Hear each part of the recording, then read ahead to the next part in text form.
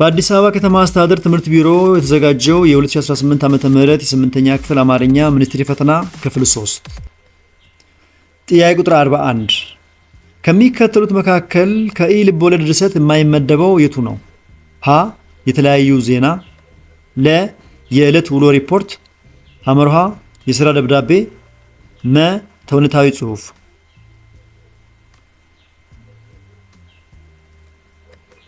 መልሱ ተውኔታዊ ጽሑፍ ነው። ተውኔት የፈጠራ ወይም ልቦለድ ድርሰት አካል ሲሆን ዜና፣ ሪፖርት እና ደብዳቤ ግን የእውነተኛ እውነታዎች ወይም ኢ ልቦለድ ናቸው።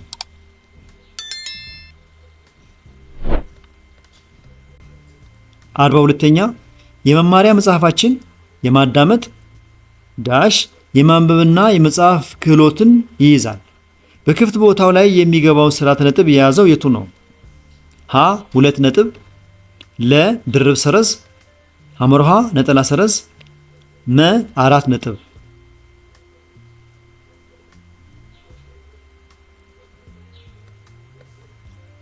ነጠላ ሰረዝ ካላችሁ ትክክል ነው። ተወራራሽ የተከታታይ ቃላትን ዝርዝር ለመለየት ነጠላ ሰረዝ ያገለግላል። 43ኛ ትክክለኛ የስርዓተ ነጥብ አጠቃቀም የያዘው አረፍተ ነገር የቱ ነው?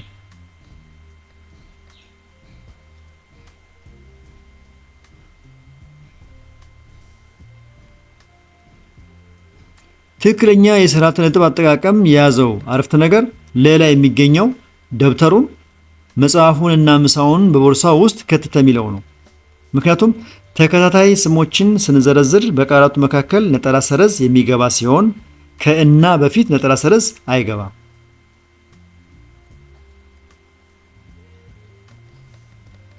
44ኛ የአንድን ነገር ምንነትና አሰራር የሚያብራራ ለምን፣ እንዴት ለሚሉ ጥያቄዎች መልስ የሚሰጥ የጽሑፍ አይነት ምን በመባል ይታወቃል?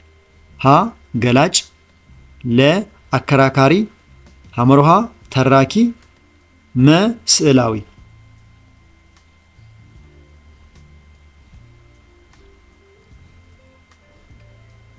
ትክክለኛው መልስ ገላጭ የሚለው ነው። ገላጭ ጽሑፍ የነገሮችን ምንነት፣ አሰራርና ሂደት የሚያብራራ እንዲሁም ለምን እና እንዴት ለሚሉ ጥያቄዎች መልስ የሚሰጥ ነው።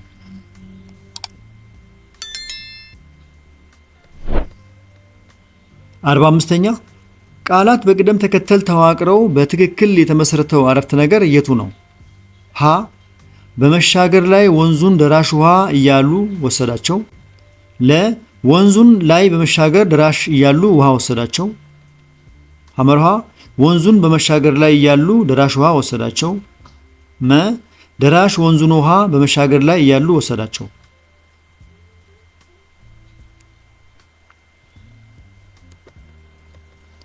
ወንዙን በመሻገር ላይ እያሉ ደራሽ ውሃ ወሰዳችሁ ካላችሁ ትክክል ነው። በሐመርሃ ላይ ያለው አረፍተ ነገር የሰዋሰዋዊ መዋቅርና የቃላት ቅደም ተከተልን ትክክለኛና ግልጽ የሆነ መልእክት ያስተላልፋል። የተከበራችሁ የዚህ ቻናል ተከታታዮች እስካሁን በቀረቡ ጥያቄዎች መልስና ማብራሪያዎች ላይ አስተያየት፣ ጥያቄና ጥቆማ ካላችሁ አስተያየት መስጫው ላይ አስቀምጡ። ከተመቻችሁ አሁኑን ላይክ አድርጉ። እየፈጠንኩ ወይም የዘገየው ከሆነ ቪዲዮን ያስቆማችሁ ተከተሉ። ጥያቄ ቁጥር 46 እንዲህ ይላል። ከሚከተሉት መካከል የቢጋርን ጠቀሜታ የማያሳየው የቱ ነው? ሀ የጽሑፉን አይነት ለመወሰን፣ ለ የሐሳብ ቅንጅቱን ለማስተካከል፣ ሐመርሃ ሐሳቡን ግልጽ ለማድረግ፣ መ ከዋናው ሐሳብ እንዳንወጣ።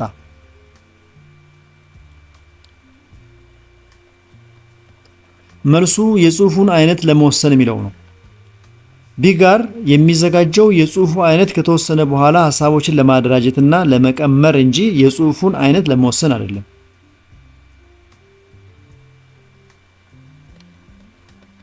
47ኛ ከሚከተሉት አረፍተ ነገሮች መካከል ውስብስብ የሆነው የቱ ነው? ሀ ሴት ልጆች ማለዳ ክፍላቸውን ያጸዳሉ። ለ መንገደኞች ሻንጣቸውን ወስደውታል። ሐመርሃ ኳሷን በኃይል ወደ ሰማይ ለጋት። መ በጠና ታሞ ሆስፒታል ተወሰደ።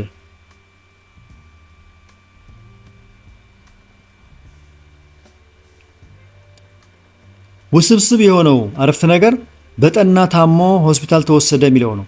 ምክንያቱም በጠና ታሞ የሚለው ጥገኛ አረፍተ ነገር እና ሆስፒታል ተወሰደ የሚለው ዋና አረፍተ ነገር ተጣምረው ስለቀረቡ ውስብስብ አረፍተ ነገር ያደርገዋል።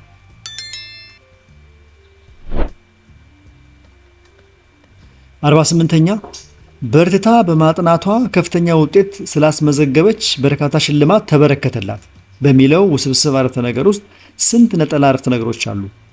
ሀ 2 ለ 5 ሐመርሃ 3 መ 4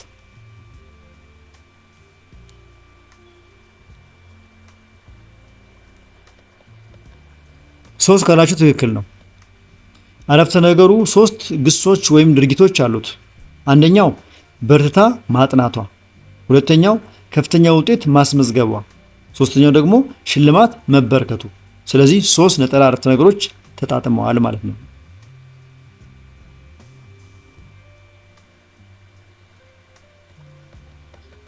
49ኛ ከሚከተሉት ቃላት መካከል በኃላፊ ጊዜ የተገለጸው የትኛው ነው? ሀ ወሰዱት፣ ለ ወስደውታል፣ ሐመርሃ ይውሰዱት፣ መ ይወስዱታል።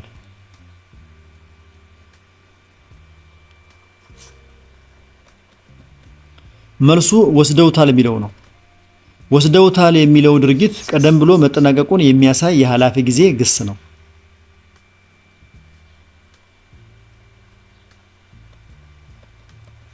ወደ ክፍል 3 አጋማሽ ደረስን። የተከበራችሁ የዚህ ቻናል ተከታታዮች እስካሁን በቀረቡ ጥያቄዎች መልስና ማብራሪያዎች ላይ አስተያየት፣ ጥቆማና ጥያቄ ካላችሁ አስተያየት መስጫው ላይ አስቀምጡ። ከተመቻችሁ ሳትረሱ አሁኑ ላይክ አድርጉ። ሌሎቹ እንዲያገኙት ከፈለጋችሁ ደግሞ ሼር አድርጉላቸው። በዚህ ቻናል ላይ የተለያዩ የ8ኛ ክፍል ሞዴልና ሚኒስትሪ ጥያቄዎች ስለሚገኙ እነሱን በቀላሉ ለማግኘት ቻናሉን አሁኑ ሳብስክራይብ አድርጉ። እየፈጠንኩ ወይም እየዘገየው ከሆነ ቪዲዮን ያስቆማችሁ ተከተሉ። እንቀጥል። ጥያቄ ቁጥር 50 ከሚከተሉት መካከል በነጠላ ቁጥር የተጻፈው ቃል የቱ ነው? ሀ ሰማያዊ፣ ለ አልባሳት፣ ሐመርሃ ቀናት፣ መ ካህናት።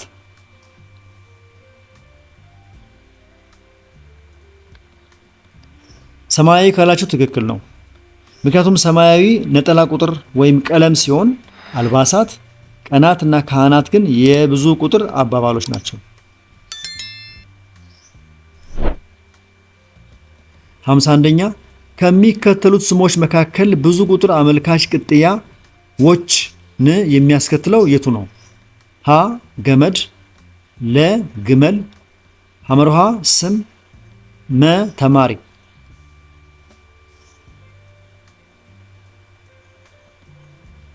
ትክክለኛው መልስ ተማሪ ነው።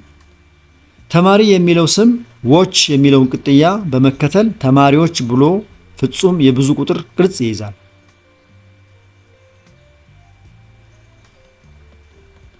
52ኛ አውራ ዶሮ ጭሮ እህልሽን ሲያፈሰው እሺ አለማለትሽ የሚገርም እኮ ነው። የዚህ ቅኔ ህብረ ቃሉ የቱ ነው? ሀ እሺ፣ ለ ሲያፈሰው፣ ሐመርሃ አውራ ዶሮ፣ መ ጭሮ።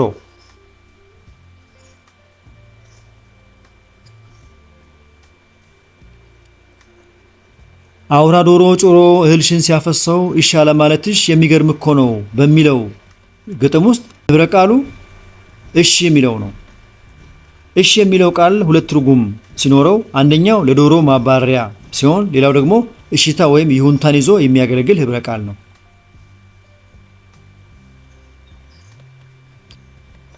53ኛ ህመምተኛ እያለ ሰው እንዳሸሻችሁ ቀና ብላችሁ ቁሙ አትተኙ ባልጋችሁ። የዚህ ቅኔ ወርቅ ፍቺው የቱ ነው? ሀ ራሳችሁን ቻሉ፣ ለ ሰነፎች አትሆኑ፣ ሐመርሃ ባለጌ አትሆኑ፣ መ ተስተካክላችሁ ቁሙ።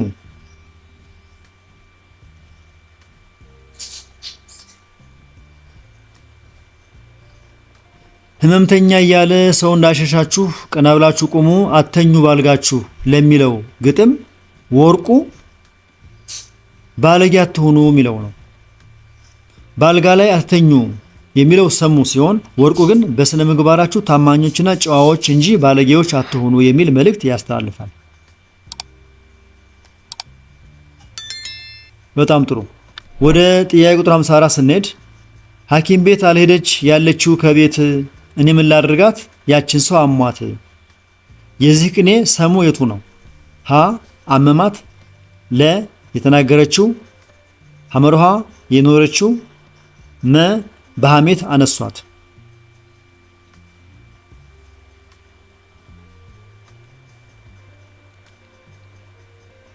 ሐኪም ቤት አልሄደች ያለችው ከቤት እኔ ምን ላድርጋት ያችን ሰው አሟት ለሚለው ሰሙ አመማት የሚለው ነው። የቅኔው ሰሙ በቀጥታ ሴትዮዋ ታመመች ወይም ህመም ያዛት የሚለው ሲሆን ወርቁ ደግሞ በሐሜት አነሷት የሚል ነው።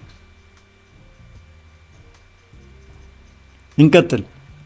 ጥያቄ ቁጥር 55 ከሚከተሉት አረፍተ ነገሮች የተገብሮ ግስ የያዘው የቱ ነው? ሀ ከፎቁ ስር ብዙ ሱቆችን ሰርተዋል። ለ አካባቢው በህዝብ ተወሯል። ሐመርሃ ወፎች በዛፍ ላይ ጎጆ ሰርተዋል። መ አካባቢውን ህዝብ ወሮታል።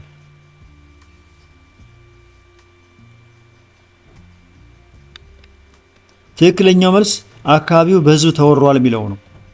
ተወሯል የሚለው ግስ ተቅጥያን በመያዝ ድርጊቱ በባለቤቱ ላይ መፈጸሙን የሚያሳይ ተገብሮ ግስ ነው።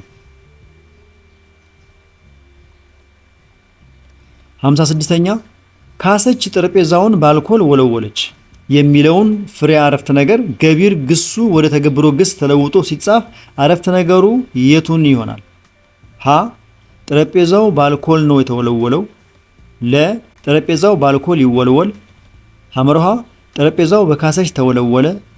መ ጠረጴዛውን በአልኮል ወለወለችው።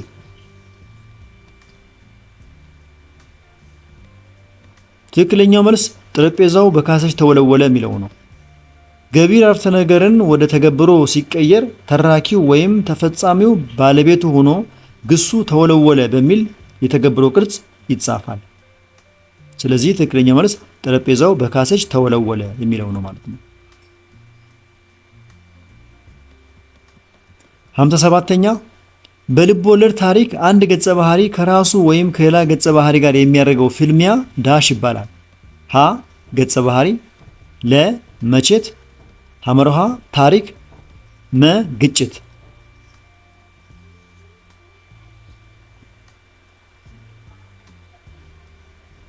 ገጸ ባህሪ፣ መቼት ወይም ታሪክ ካላችሁ መልስ አይደሉም።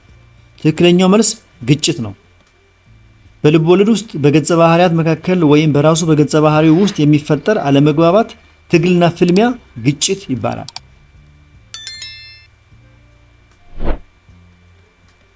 58ኛው ጥያቄ ከሚከተሉት አማራጮች በልብ ወለድ ታሪክ ድርጊቱ የሚከሰትበት ቦታና ጊዜ የሚያሳይ የልብ ወለድ አላባ ምን ይባላል?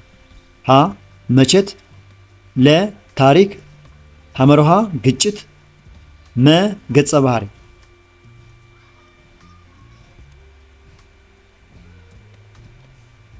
መቼት ካላችሁ ትክክል ነው። የድርጊቱን የመከሰቻ ቦታና ጊዜ የሚያሳየው የልብ ወለድ አካል መቼት ይባላል።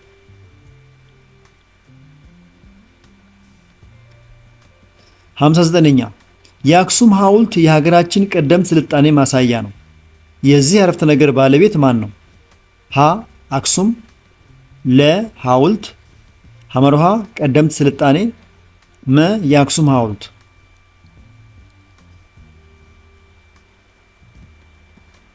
የአክሱም ሐውልት ካላችሁ ትክክል ነው።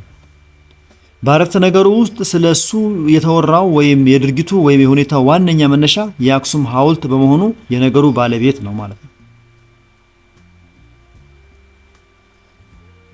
ወደ አጠቃላይ ጥያቄያችን የመጨረሻ ደረጃ ደርሰናል። ጥያቄ ቁጥር 60 እንዲህ ይላል። ሁሉም ተማሪዎች ፈተናውን አልፈዋል። ዳሽ የፈተናው አዘገጃጀት መፈተሽ አለበት። በክፍት ቦታው ሊገባ የሚችለው አያያዥ ቃል የቱ ነው? ሀ ስለዚህ፣ ለ አለበለዚያ፣ ሐመርሃ ሆኖም፣ መ ይሁን እንጂ።